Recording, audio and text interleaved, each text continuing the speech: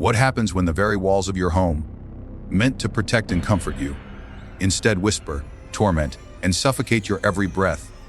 Tonight, we face the Smurl Haunting, a case that asks one chilling question: can a family survive 15 years under the grip of a demon, when even the church itself struggles to drive it out? This immediately tells viewers the problem. A family trapped in their own home, battling a demon nobody can fully remove.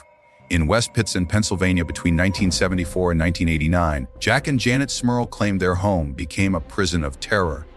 What began as strange noises and foul odors escalated into violent assaults, possession, and a battle that drew the attention of world-renowned demonologists Ed and Lorraine Warren. The Smurl case remains one of the most disturbing and debated hauntings in modern American history. Tonight, we go deep into their story, not as a ghost tale, but as a question of faith, fear, and survival. In 1974, the quiet Pennsylvania town of West Pittston seemed like the perfect place to start anew. For Jack and Janet Smurl, it was a chance to build a life defined by family and stability, away from the noise of a changing America. They were an ordinary couple with ordinary dreams. Jack, a hardworking man, and Janet, a devoted wife and mother, sought only the comfort of a modest home, where they could raise their children in peace. When they found the property on Chase Street, a simple duplex that needed some repairs but seemed otherwise sound, they believed they had discovered just that, a refuge, a place to root their hopes for the future. But from the very first day, the home seemed to breathe with something unnatural. Small things, insignificant at first glance. A stain on the wall that would not stay gone, no matter how many times it was scrubbed. The faint scent of rot, foul and choking, drifting through the hallways with no source to be found. Appliances broke without reason. Radios turned on and off. Pipes leaked even after repair. These things could be explained, perhaps by old age, by faulty wiring, by chance. And yet, when these disturbances followed one another like clockwork, stacking one atop the other, an unease began to take root in the Smurl family's hearts. Neighbors would sometimes pass by, remarking politely that the house had a history, though few would say more. Old buildings, after all, collect stories like dust. Jack and Janet brushed it off. They were practical people, grounded, and for months they convinced themselves it was nothing. But the house was patient, the house was watching. Nights became restless. The children awoke crying, frightened by sounds they could not describe. The heavy drag of something moving across the attic, the muffled crash of furniture being thrown, only to find every chair and table in its place. Janet, moving quietly through the rooms at night, would sometimes pause at the doorway, her breath caught in her throat, certain she wasn't alone. A shadow would seem to bend along the wall where no figure stood, shifting and writhing just out of the corner of her vision. When she turned, the shadow was gone, leaving only silence. Jack, pragmatic to a fault, searched for explanations. He checked the pipes, the wiring, the old wood beams. He told himself the sounds were animals, the odors a trick of the air. Yet even he could not deny the cold that sometimes clung to certain rooms. A chill so biting that his breath hung visible before him while the summer sun blazed outside. He would close the door, shake it from his mind, and tell no one.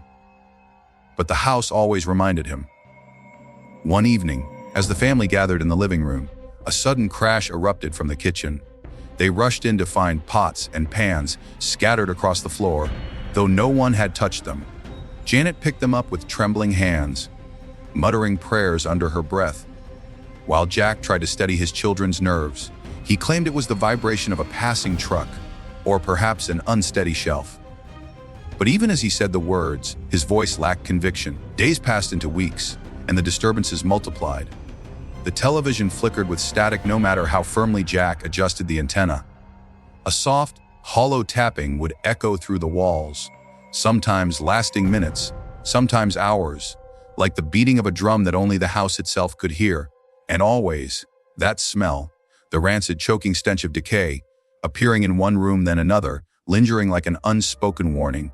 Janet began to fear being alone in the house. Even in daylight, she would catch herself glancing over her shoulder, feeling a presence hovering just beyond her reach. The children, too, seemed affected. Toys were found scattered across the floor in ways that defied reason. A doll placed neatly on a shelf would be found face down in the hallway the next morning. When asked, the girls insisted they had not touched it. Their eyes, wide with something between fear and confusion, told Janet that they believed every word. By 1975, the disturbances had become routine.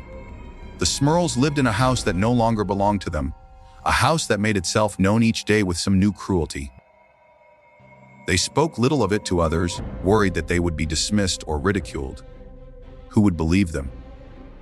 At that time, stories of hauntings belonged to tabloids and late-night whispers, not to ordinary families in small towns, and so they endured in silence.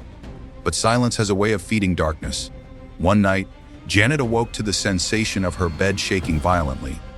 She clutched the sheets, heart pounding, convinced it was an earthquake, though no such thing had ever touched their quiet town.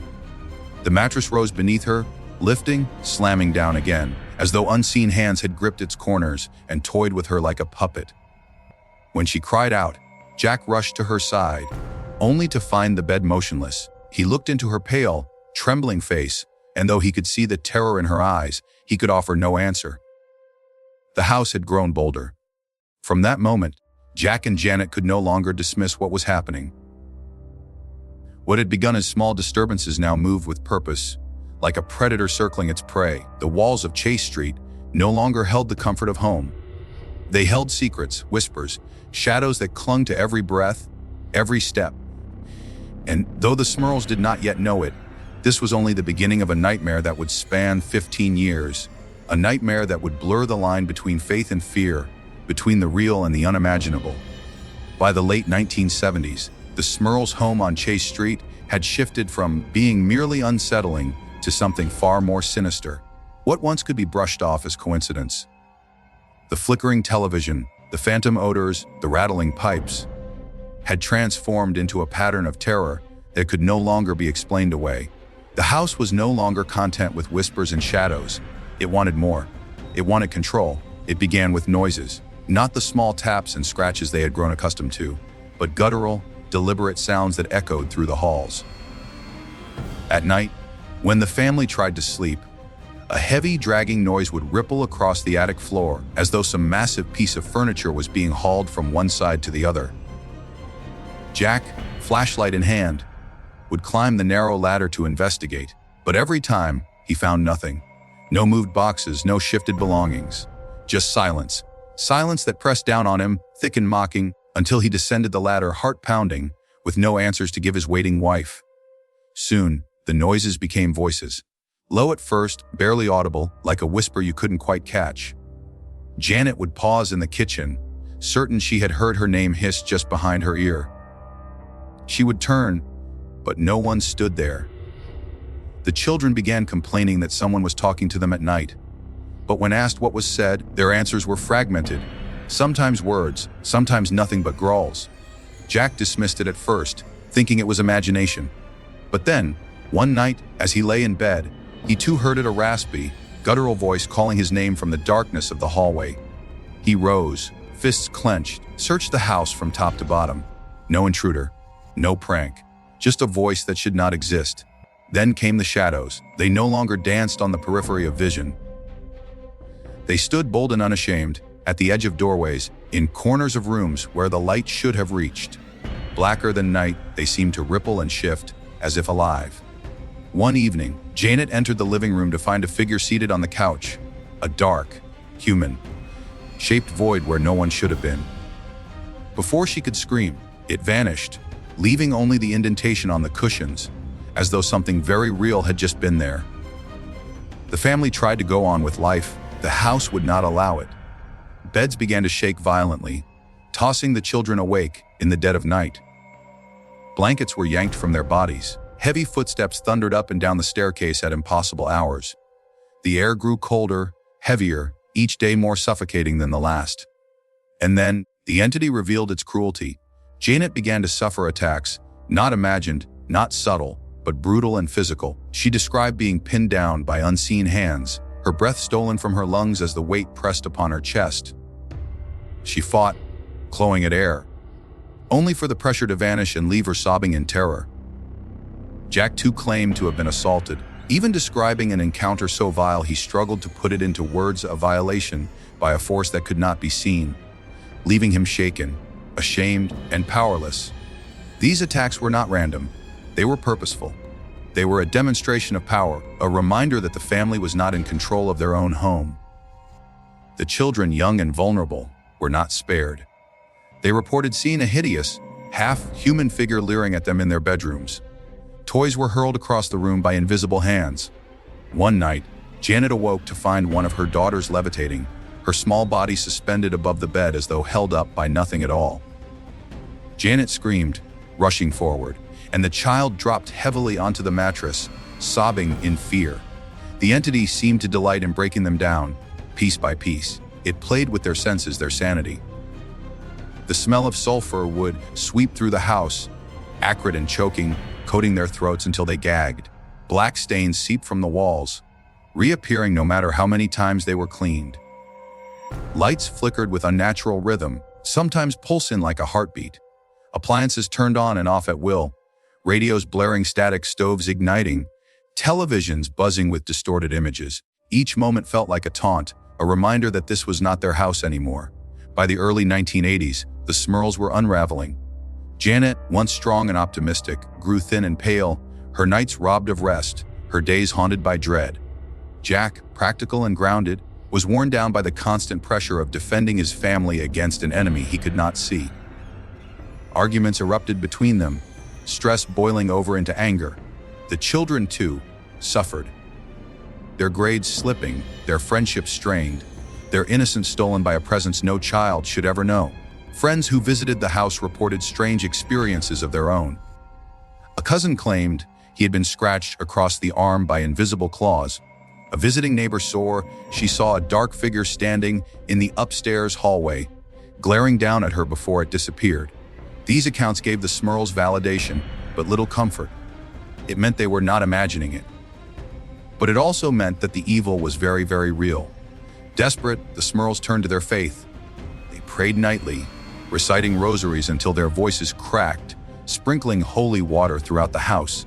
For a time, the activity would quiet and hope would flicker in their wary hearts. But the reprieve never lasted. Each time the entity returned, it came with greater fury, as if mocking their devotion, laughing at their attempts to drive it out. By the mid-1980s, the haunting had escalated beyond what the family could endure alone. They began to believe they were living not with a ghost, with something darker, something demonic. Every creak, every whisper, every shadow now carried the weight of that realization. They were trapped in a war they could not fight, in a house that no longer belonged to them, and the enemy they faced was one that thrived on their fear. And though the Smurls would reach out for help, though investigators and priests would walk through their haunted halls, nothing, not prayer, not faith, not the church itself, could yet free them from the grip of the nightmare that was only beginning to show its full strength. By 1986, the Smurls were no longer a family simply enduring strange noises or fleeting shadows. They were captives in their own home, exhausted from years of torment. Every night carried with it the possibility of violence. Every morning was a reminder that whatever stalked them would not release its grip. Janet often looked at her husband and saw not the strong, determined man she had married, but someone beaten down, haunted by a battle he could not win. The children grew restless, fearful, no longer laughing or playing the way children should. They had lived more than a decade with this dark presence. It was not just a haunting anymore. It was their life. The church had been approached before. Local priests had blessed the home, sprinkling holy water, reciting rites, urging the Smurls to hold fast to their faith. Each time, the disturbances would pause, only to return with greater force. The priests spoke of patience, of trials of faith. But for Jack and Janet, patience had long been spent. Their prayers, whispered late into the night, felt as though they were swallowed by the very walls that tormented them. The house had become a mockery of sanctuary. It was then, in their most desperate state, that the Smurls reached out to two names, whispered in both reverence and controversy: Ed and Lorraine Warren. The Warrens were not strangers to darkness. They had built their lives investigating claims of hauntings and possessions, from the chilling halls of Amityville to forgotten towns across New England. Some hailed them as heroes, warriors of faith battling unseen demons. Others dismissed them as opportunists, preying on the fears of the vulnerable. But to the Smurls, none of that mattered. They needed help, and the Warrens were their last hope. When Ed and Lorraine first set foot in the Smurl home, they were met not by silence, but by an atmosphere heavy and oppressive, as though the very air resisted them. Lorraine, sensitive to spiritual energy, immediately felt the presence of something far darker than a wandering spirit. To her, the entity was unmistakably demonic. Not a soul seeking rest, predator feeding on despair. She described it as a thing of immense power, coiled within the walls, lurking just beyond sight, its hunger fixated entirely on the Smurls. Ed, methodical and grounded, conducted interviews, documenting every claim. He listened as Janet, her voice trembling, recounted nights of being pressed down into her mattress, unable to move, unable to breathe. Jack spoke in hushed tones of the shameful encounters he endured. Assaults so vile he hesitated to speak them aloud, yet too real to deny. The children described shadows that whispered their names, hands that pulled at their blankets, eyes watching them from the dark. Their stories aligned, consistent in detail, unified in terror. The Warrens did not dismiss these accounts. To them, the pattern was familiar. The escalating violence, the foul odors, the physical assaults, the degradation of faith and family, all hallmarks of demonic infestation. They concluded that what plagued the Smurls was not simply a restless ghost, but a force intent on breaking them down. Soul by soul, the Warrens began their work. Ed, a devout Catholic, turned to prayer, reciting rituals meant to provoke the entity. Lorraine, her eyes closed, reached into the unseen, seeking to understand the darkness within the home. What followed were nights filled with phenomena that left even the seasoned investigators unnerved. During one session, as Ed recited prayers, deep growl reverberated through the house, shaking the walls. Objects rattled, lights flickered, and a shadow moved across the living room, though no one stood to cast it. Lorraine reported seeing a hideous figure, part beast and part human, crouched in the corner, its eyes burning with malice. She claimed it snarled at her unashamed, as though mocking their efforts. The Warrens recorded sounds, strange knocks and guttural voices captured on tape. They witnessed objects moving without explanation, heavy furniture sliding across the floor. They saw Janet fall into sudden trances, her voice changing, speaking words in a guttural tone not her own. To the Warrens, this was undeniable evidence the Smurls were living under the hand of a demon. Attempts at exorcism were made. Priests were called once more, armed with holy water, crucifixes, and ancient rites meant to drive out evil. The family prayed, the Warrens supported them, but each effort was met with resistance. During one ritual, the sounds of growling filled the house, and the temperature plummeted so sharply that their breaths became visible in the air. Doors slammed, walls trembled, and a foul stench spread through every room. The entity did not leave. It seemed to grow stronger, as though feeding on the very rituals meant to expel it. For the Smurls, this was a cruel revelation. Even with the Warrens, even with the church, the torment did not cease. Instead, it escalated. Jack reported that after certain rituals, the attacks became more violent, the assaults more humiliating. Janet described nights where she felt the bed levitate, her body weightless before crashing back onto the mattress. The children screamed of figures standing at the foot of their beds, staring, waiting. The Warrens did not waver in their belief. Lorraine insisted the entity was not a passing presence, but something ancient and malevolent, bound to the home or perhaps to the family themselves. She warned that such demons thrive on fear, on despair, on the fracturing of faith. Every argument between Jack and Janet, every tear shed by their daughters, was sustenance for the thing in their home. The Smurls, already on the brink of collapse, realized that their own suffering was the very fuel that kept their tormentor alive. Public attention began to circle the case. The Warrens, already well known, spoke of the haunting, drawing both believers and skeptics to the story. Some in the community rallied around the family, offering sympathy and prayers. Others accused them of fabrication, claiming they sought attention or profit. The Smurls, however, remained steadfast. They had not invited this. They had not imagined this. They were trapped, and their suffering was real.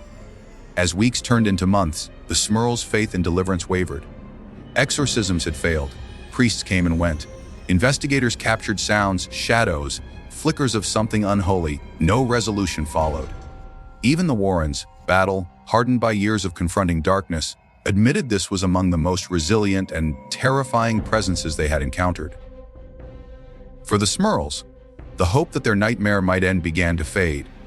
Each day they awoke to the same oppressive dread. Each night they braced themselves for the unknown. For the growl in the hallway, the cold hand pulling at their sheets, the violence that waited just beyond the edge of sleep. Their home, their sanctuary, had become a battlefield. And though they had brought in some of the most famous demonologists in the world, the demons still ruled the house on Chase Street, unbroken, unafraid, and hungrier than ever. The years dragged on. What began in 1974 as whispers and shadows had, by the mid-1980s, grown into a war that defined every corner of the Smurl family's existence. 15 years, a lifetime for their children, a slow erosion of faith for Jack and Janet, and a battle that seemed to prove one bitter truth. Some evils do not leave, no matter how fiercely you fight them. The Warrens had come and gone. Priests had walked the length of Chase Street, their hands raised in blessing, their voices steady in prayer. Exorcisms had been attempted, not once, not twice, but multiple times, each time leaving the family with fleeting hope, only to be crushed by the return of their tormentor. Each ritual seemed to anger the entity more. After every attempt, the violence intensified. Janet would wake with scratches across her arms. Jack would hear guttural laughter in the dead of night. The children, growing older, carried their trauma like shadows stitched to their souls.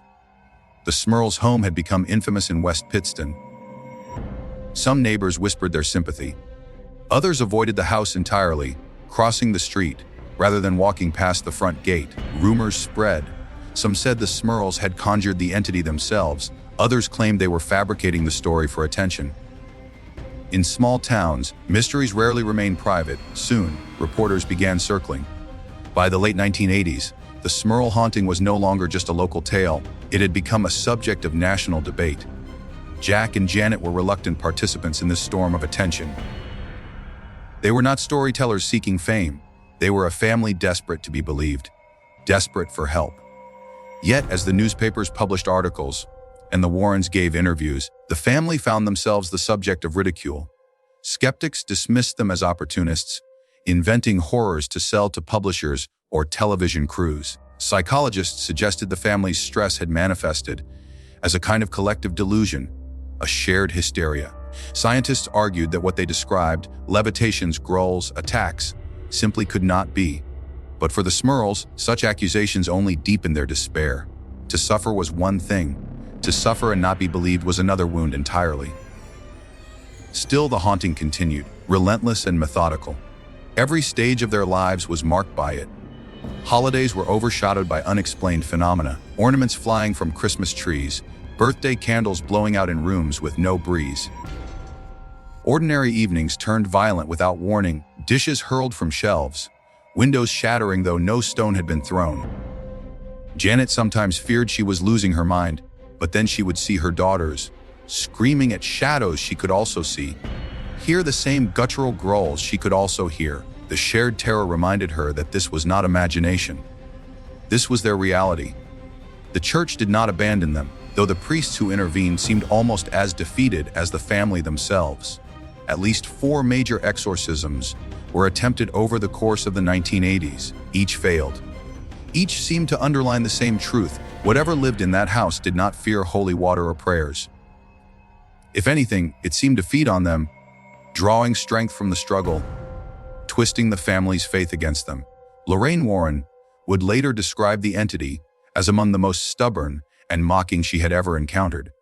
She insisted that its purpose was not simply to haunt, but to destroy, to dismantle the Smurls' faith, to fracture their unity, to leave them hollow, and in many ways it succeeded. Jack and Janet's marriage, once steady, became strained. Arguments erupted more frequently, born of sleepless nights and constant dread. The children, growing into teenagers, carried scars of fear that marked their personalities. They could not invite friends home. They could not speak openly without fear of ridicule. Their childhoods were defined not by innocence, but by survival. By 1989, the Smurls had endured 15 years of terror. The entity still plagued them. There were quieter periods, lulls when activity seemed to fade, but it always returned. It always reminded them. Some accounts suggest that eventually, after repeated interventions by priests and the sheer exhaustion of years, the activity did diminish. Not vanish, never fully vanish, but fade into something less violent, less constant. Whether this was due to spiritual victory, the passage of time, or simply the demon's choice to loosen its grip, no one could say. The case remained one of the most polarizing hauntings in American history. Books were written, most notably The Haunted, which told the Smurls' story in harrowing detail. A television movie followed, dramatizing their ordeal for audiences across the country. For some, this was proof that the family had always sought fame, that the haunting was nothing more than a carefully crafted tale. But for others, the raw emotion on Jack and Janet's faces, the consistent testimonies from their children, neighbors, and even priests, painted a different picture. A picture of a family brutalized by something beyond comprehension. To skeptics, the Smurl haunting was a fabrication, a symptom of stress, or perhaps even a ploy for attention. To believers, it was one of the most convincing examples of demonic infestation ever documented, corroborated by some of the most famous investigators of the era. But to the Smurls, it was neither a myth nor a debate. It was their life. 15 years spent under siege, 15 years robbed of peace, 15 years where every sound, every flicker of light, every breath carried the question, what will it do next? Jack once described it simply, you try to ignore it, you pray, you fight, but it doesn't stop. It doesn't care what you believe, it just wants to break you. And perhaps that was the cruelest part of all. The house had succeeded in taking something that no priest, no investigator, no skeptic could give back. It had taken their peace, their security, their faith in the sanctity of home. For the Smurls, 1974 to 1989 was not simply a haunting, it was a war that no one else could see, no one else could fight, and a war that, even after the noise subsided, left scars that time could never fully heal. The Smurl haunting stands as one of the most chilling and polarizing cases in American paranormal history. For 15 long years, Jack and Janet Smurl, along with their children, endured what they believed to be a force far beyond human understanding. They prayed, they fought, they sought help from priests, investigators, and even the famous Warrens. Yet the darkness never fully let them go. To believers, the case is undeniable proof that evil can move into the heart of an ordinary family home, corrupting love, faith, and stability. To skeptics, it is a tale of stress, psychology, and exaggeration, woven into a story that captured the media's attention. But beyond belief and doubt lies one undeniable truth: the Smurls suffered. Their voices, their scars, their sleepless years cannot be erased by skepticism or explained away by headlines. What makes this haunting so terrifying is not simply the violence of the attacks or the years of torment, but the question it leaves behind. If this could happen to them, could it happen to anyone? A home is meant to be a sanctuary. The Smurl case reminds us that sometimes the walls that should protect us can become cages, holding something darker than we can imagine. And whether demon or delusion, fear itself has the power to break even the strongest among us. The Smurls eventually moved, leaving behind the house on Chase Street. But some say the shadows never truly stayed behind. That when the lights go out, when the air turns still, and when silence lingers too long, the darkness remembers. So the question remains, was this a haunting born of evil? Or a haunting born of belief? Maybe we'll never know. But if you ever find yourself alone in your home at night, listening closely to the silence, remember the Smurls, and ask yourself, what if the silence isn't empty?